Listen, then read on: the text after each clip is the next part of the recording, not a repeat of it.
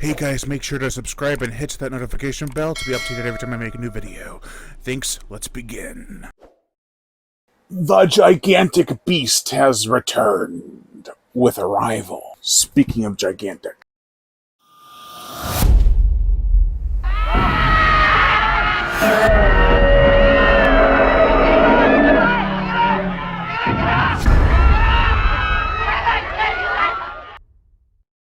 Godzilla raids again, aka Gigantus, the fire monster.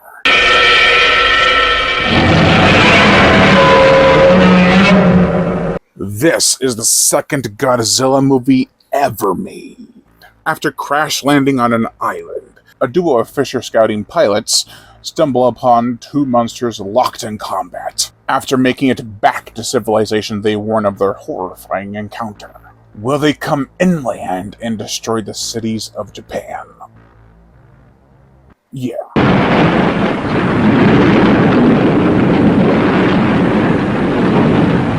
So this is a direct sequel to the original film, which doesn't happen a lot in early Japanese kaiju films, especially not in the Showa era. Running at 81 minutes, which is freaking 15 minutes shorter than the first film, we could have had a fast-paced sequel that had elements from the first as well as worked in new ideas to make it more entertaining. However, the scenes where the monsters approach towards shore are highly more effective than the scenes where they're actually attacking the city or each other. When they're actually there, it looks stupid, because instead of having a sense of scale, we have monsters scrapping out in the middle of the city in fast motion. Sped up footage from undercranking the camera, my freaking favorite.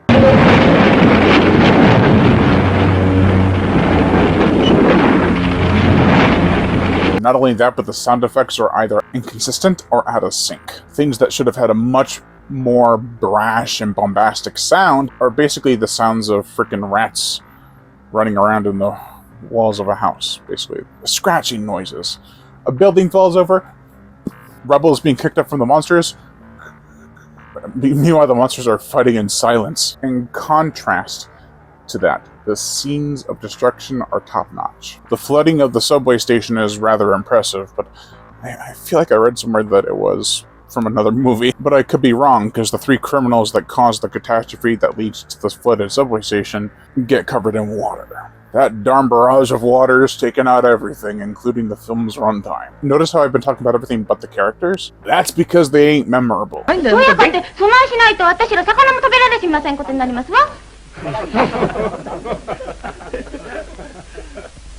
only one I kinda cared about was Kaijune Yamane, played by Takashi Shimura, who is the only returning character from the first film. The love stories, yes there are two, are forced and weak. There are a couple of scenes that are heartwarming and sweet, but they have no weight on the film because they have no meaning. Even though the love triangle in the first film didn't have much gravitas, I feel like it resonated with me more because I had more of a payoff at the end.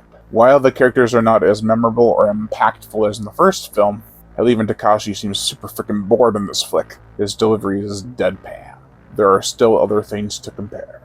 The film does showcase a battle that is similar to the wars that were happening outside the film with Russia and Japan. I mean, the United States fighting with Russia, with Japan caught in the middle. It's kind of similar to Gojira and Ingress fighting dirty in the streets. What's par for the core for the Godzilla films that should always be the case is that it's relevant to the outside world. It's like a George A. Romero film with zombies, but instead of that, it's a Japanese kaiju film with relevance. The only thing I found really uplifting was the way people moved on from a disaster. They are cheerful and hopeful bastards. It's a stark contrast from the dismay and depression of the first film. That dread is absent, but I think it works here. Still, that doesn't excuse it from having weak characters and a poor editing style. For the gore, the effects, there's very little blood, and especially no gore, come on. This film here is destined for disappointment. The battles are not only sped up, but the suits are crud as well. I know the OG Godzilla didn't look that great, but this bastard's neck. If they couldn't see through the head in the first film, I swear the guy who played Godzilla in this film, his head would probably be around his chest area. The neck is so long. Also, Angerus's lower jaw keeps flapping around. It's like a dog, like, ah. There are only 2 battles in the film, and I feel they were both way too short. There should have been a third during the climax, but they squandered that too. The climax we do get is an interesting, yet plausible one. The motion picture soundtrack, okay.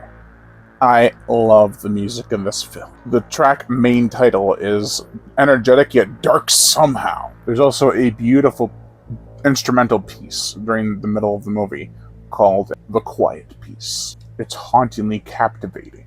I really wish it was able to breathe more and be expanded upon. Overall, this was almost a win. Almost. It was never going to be anywhere near as half as good as the first film. There are certain aspects to like or even love, for sure.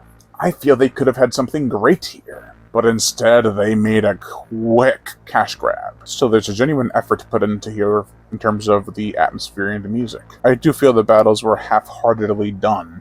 The suits look poorly constructed, and there are some glaring pacing issues. They're prevalent. One in particular with the robbers is just prolonged for no good reason other than to pad out the runtime. And then when it ends, it's like, oh, well, it is relevant to the story. Well, I mean, yeah, but you wasted 10 minutes trying to build it up. The movie as a whole feels like a solid plan, but it's not executed the way it should have been. I'll watch it again, sure, but I feel it'll be severely underwhelming for people who are returning to the series after coming off the highs of the first film if they enjoyed it. Oh, steer clear of the American version. It's ruined a lot of the subtlety with narration and inconsistent roars. We've been doing Kaijune. We're only on part 2 out of 9, I believe I'm going to do for this month. Make sure to like, comment as well as share this video. Like my Facebook fan page and support me on Patreon. Any amount will help. Do you like this movie? If you do, let me know why. Also, hit that notification bell so be notified every time I make a new video. And as always, subscribe. I'm sorry, I can't help it. I love the monster sounds. The roars. The roars.